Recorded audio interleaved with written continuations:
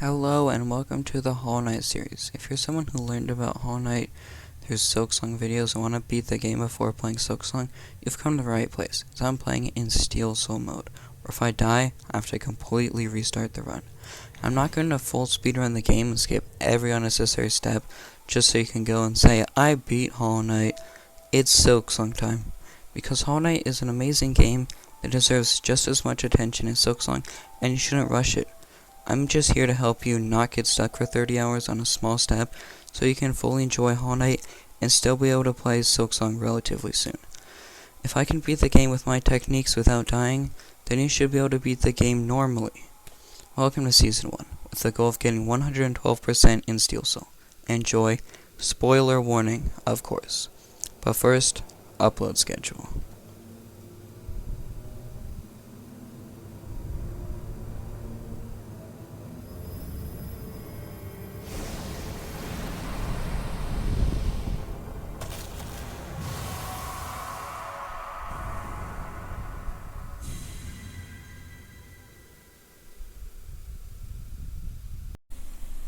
So here I have Pantheons 1, 2, 3, and 4. And what I want to do is say the day the video came out is Pantheon 1 here, right? I want to release a video on this day, Pantheon 4, so that the maximum time you have to wait between videos is 2 full days. Of course, I could upload a video here, here, and here every day, but that's not exactly realistic. There's 2 days between videos. That is the maximum you have to wait.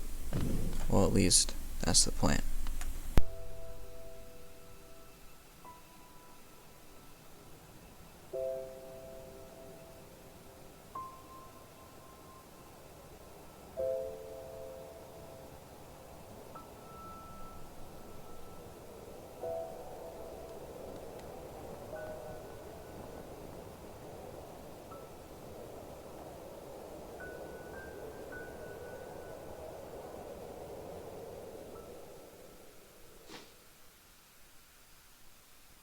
So here's the route for the map. We're going to go to King's Pass, Dirtmouth, and into Crossroads. Go over and beat False Knight and get Vengeful Spirit. Then we're going to go into Green Path, fight Hornet. As you can see here is how we get to Hornet. Hornet is the little red dot on the left of the screen. We're going to bench warp back to the mound, and then we're going to do Gruzmother, Sly, and Salubra.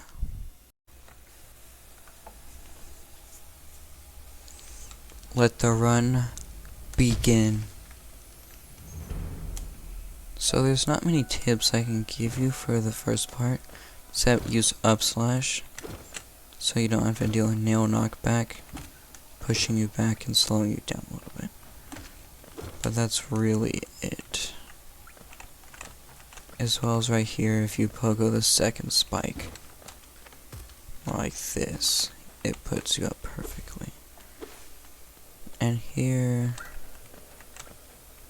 yeah, you can do that.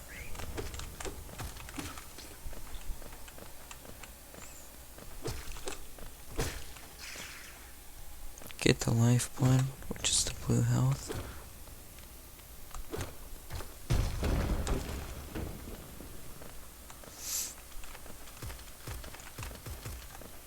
We don't have to worry about getting Fury, because it's not really useful. We'll go back for it later when we're getting other stuff here, which is what we'll be doing a lot in this. We're skipping all the unnecessary stuff for now, when there's a whole bunch of stuff in the general area that you can only get later on. So then we can come back and get it all at the same time, saving as much time as possible. And a lot of the stuff are like grubs and stuff, which are only useful when you have other ones collected. So it's not like you're really missing out. Straight down the well, we're going left.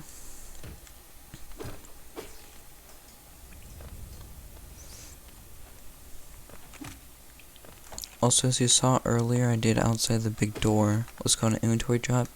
So when you open your inventory right at the edge of a platform, and it lets you fall faster, like this. Only you should look out for stuff on your way down.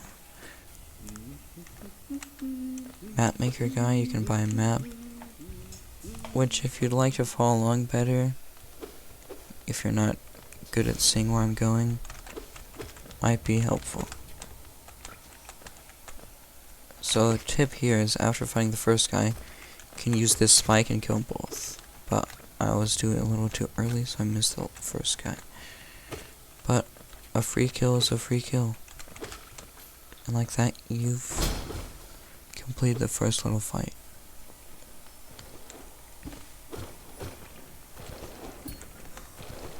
A general rule of thumb for this game is if it can hurt you, you can probably pogo off of it. There are a few exceptions, but I'll let you know when. If it's like an enemy, for sure. Background objects, even this, repair, pogo.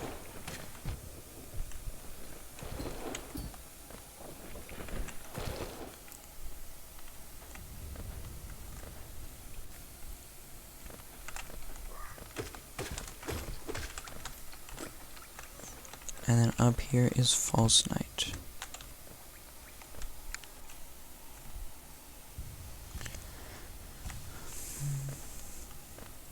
And then you don't have to kill this guy, but at least get some soul. Oh, that was really bad. But yeah, when going into False Night, it's nice to have some soul, since hitting him does not actually give you soul unless he's staggered. So if you take damage, healing won't be possible unless you have soul before. But that's a tip I like, is whenever you're going into like a boss fight or anything, try and go in at full health and soul. False Night, a couple of things. If he jumps away from you, try and stay a good distance. If he jumps straight up or slightly towards you, go all the way under him, behind him. And after each stagger, he'll do a tantrum, just run away. You can hit some of these falling barrels into him. And then after the first one, you can break this and skip the whole fight. But we want to get the crest, so we should beat him. As well as a whole bunch of money too.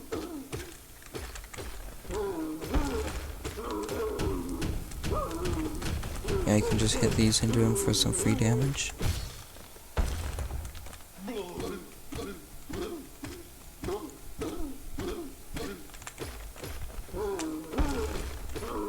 And then it's either this tantrum or the next one, but he'll actually break the, yeah, here it is. He'll break the floor, and that's the end of the fight. Just have to hit him a whole bunch. That's the whole fight. And here, we'll drop the crest, just pick it up.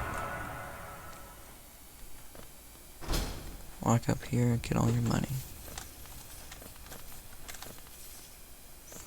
So when you're getting money, make sure you stand in the chest and go all the way to the left and right, because sometimes it gets inside the little edges where you can't see it. And here we're gonna get our first spell, Vengeful Spirit. It is basically a fireball. And it will use soul, so it's not infinite technically in fights, but it is very powerful and required, so like, yeah.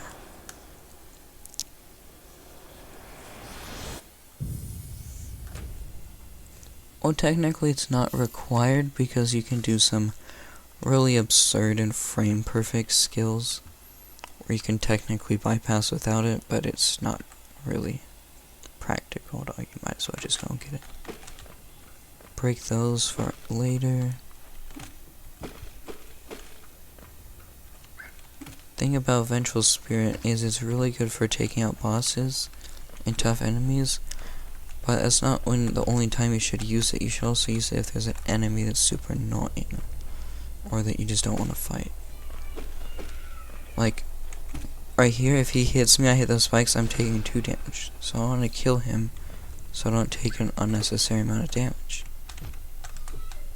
Forgot you need to jump up here. the left here, there's some lifeblood, as well as some soul, which I'm going to grab because I took way too many hits here. You want to be at as much soul as possible before going into this next part.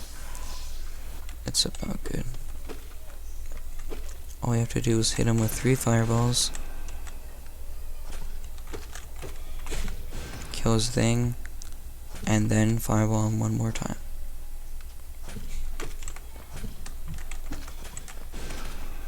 Like that. And then here's our first charm. It's very useful. Give you more soul per hit, which lets you heal and fireball a tad bit more. It's not a whole bunch more soul, but every little bit helps, especially this early game. There's no really reason to not use it. And now we're gonna go get Dash, which is in green path. Hit the lever, and we're right back here. The map maker guy, he'll move around the map as you progress. So if you ever want to find him, you could visit his wife in the shop to buy stuff there, like any maps you missed, or you could just go into a new area and find him. But once you get like the thing that's in that area, like for example there, Essential Spirit, here it's Dash. Once you get like the main item, then he'll leave.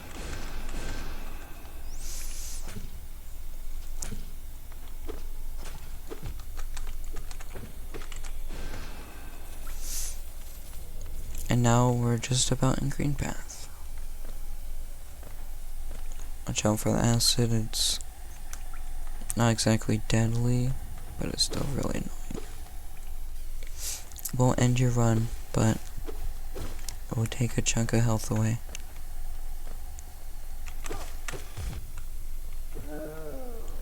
Oh, that was so bad. Yeah, for these guys, you can just knock them down.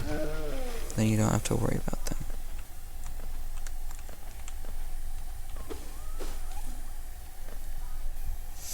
Up there's a bench, but I'm not going to get it because I want to be able to bench warp back to Ancestral Mound. And here, we're doing our first major skip. We will, like I said in King's Pass, we'll come back to this area with upgrades so that we can get everything all in one swoop. So for this skip, all we have to do is get this guy up in the corner and poke him, and then we're up. And that skips a lot of walking, where if you don't know where you're going, would otherwise take you like 30 minutes. If you know where you're going, it could probably take like 10, maybe 20, depending on how fast. I don't really know, because I've pretty much always done the squid skip, which is like one of the easiest and most convenient skips in the game.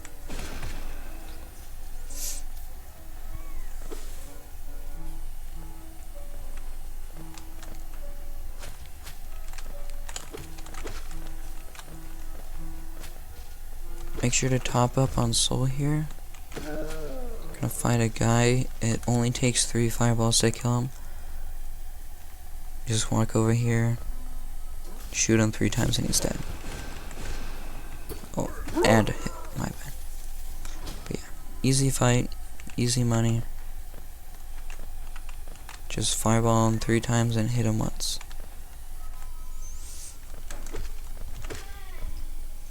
And in these rooms, like before boss fight where there's a whole bunch of enemies, just hit them, collect soul. There's no harm. Soul will only help you. Even if you don't use fireballs a lot in the fight, which you should, helps end the fight faster. People say you should heal so you can last longer, but as long as you learn the attacks and dodge all the stuff, then if you just use spells, you can end the fight faster and less opportunities to take damage.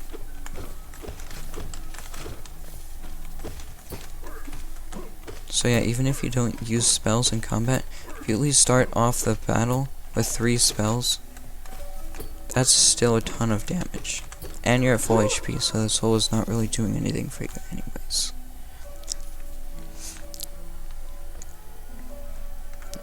And then here there's a moss charger, just get ready to hit it right before. Oh, I suck. Anyway, there's a bench down here, which you guys should get, so you can spawn right in front of the boss.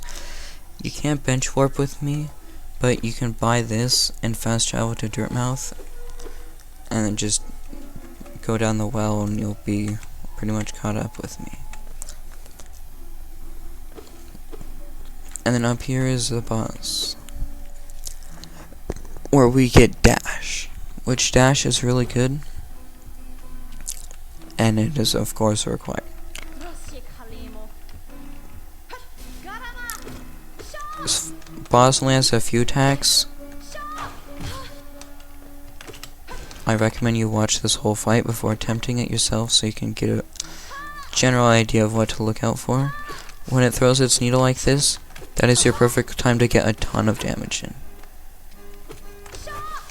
When it does that, just fireball. Plenty of damage. And unless you're at like 3 or less masks, like if you only take 2 hits, there's no really need to heal. Especially because if I healed, I wouldn't have the soul to do that fireball and end the fight. Pick up dash, and now you can just close the game for a quick save skip. If you use the bench, I'll put you at the bench. There's nothing really after that to go to. Well, there is nothing. You need a really late game item to actually get something. And now we're at Ancestral Mound. And we're gonna get a few things before ending this video. We have about 7 minutes before I want to finish this episode. Next episode we'll work on getting one more required item and then some optional upgrades that will make us a lot easier to progress.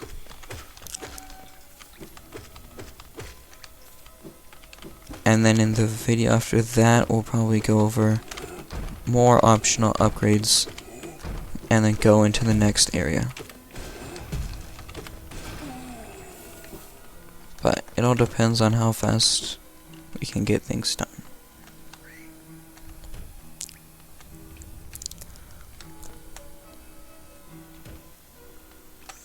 And if you time the dash and use it at the last second, you can stop the little stun from hitting the ground after a big fall, which helps save some time and can also save you from damage. This boss, watch this, 3 fireballs like that, easy damage. It's not a really hard boss at all, really simple. All you need to do is hit with 3 fireballs, and once you fill your soul meter back up, fight is over. And we'll spawn a whole bunch of children. So if you time a fireball, you can kill them all. It's really hard to do. Oh, I messed up. Oh, I'm so bad. But pretty easy to deal with either way. And down here is Sly. Very useful NPC in episode 2 where we get a whole bunch of upgrades, as he'll have a lot of them. Though it's not cheap. And then up here, Salubra. Oh, whatever. Here is where you can buy some really good charms. If you guys are running the map with compass to follow along, I recommend you get long nail. So you can assume it makes your nail longer, and it is very helpful. I'm going to get Shaman Stone, which makes my spells more powerful and larger. Which, if you use spells a lot too, which is really good, you should get Shaman Stone as well. And before we end the video, we're just gonna grab a few things on our way back to Dirtmouth Bench, which is where we'll end. So come up here. Don't have to fight these guys, just run past. Like most things in this game.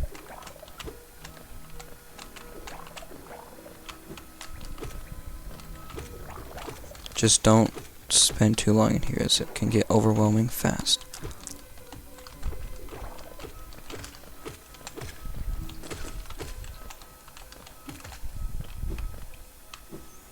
then in here is a grub, which grubs are basically the collectibles that collecting certain milestones will give you upgrades. Every grub you collect will give you a bunch of money.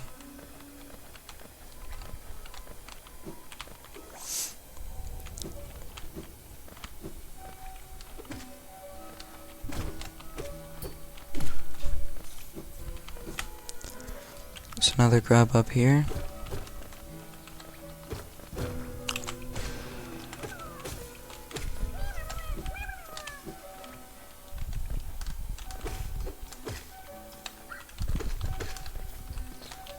Flick that lever, come up here. And then up here, to the right, there's another grub we can grab. It's another one of these big guys, but with Shaman Stone and 3 Vengeful Spirits, the fight is over pretty fast. You just need a couple hits. And you're good.